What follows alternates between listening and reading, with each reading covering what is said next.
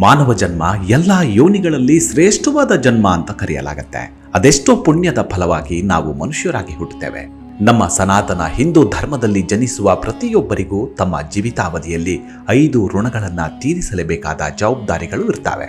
ಈ ಕಾರಣಕ್ಕೇನೆ ಋಣಾನುಭಾರೋ ಮಣಭಾರೋ ಎಂಬ ಗಾದೆ ಮಾತು ಕೂಡ ಇದೆ. ಆ 5 ಋಣಗಳು ಯಾವುವು ಅಂದ್ರೆ ಪಿತೃ ಋಣ, ಮಾತೃ ಋಣ, ದೇವಋಣ, ಋಷಿ ಋಣ ಮತ್ತು ಭೂತ ಋಣ. ಮಾತೃ ಋಣವನ್ನ ನಾವು ಎಷ್ಟೇ ಜನ್ಮ ಎತ್ತಿ ಬಂದರೂ ತೀರಿಸಲು ಆಗೋದೇ ಇಲ್ವಂತೆ.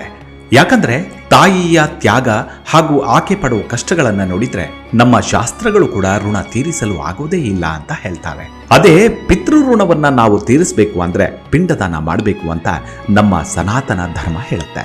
ಈ ಪ್ರಕ್ರಿಯೆಗೆ ಶ್ರಾದ್ದ ಅಥವಾ ಪಿತೃಪಕ್ಷ ಅಂತ ಕರೀತಾರೆ. ಹೀಗೆ ನಮ್ಮ ಧರ್ಮದ ಪ್ರಕಾರ ಈ ಭೂಮಿಯ ಮೇಲೆ ಹುಟ್ಟಿದ ಪ್ರತಿಯೊಬ್ಬರೂ ತಮ್ಮ ಜೀವಿತಾವಧಿಯಲ್ಲಿ ತಮ್ಮ ಜನ್ಮ ಸಾರ್ಥಕ ಪಡಿಸಿಕೊಳ್ಬೇಕು.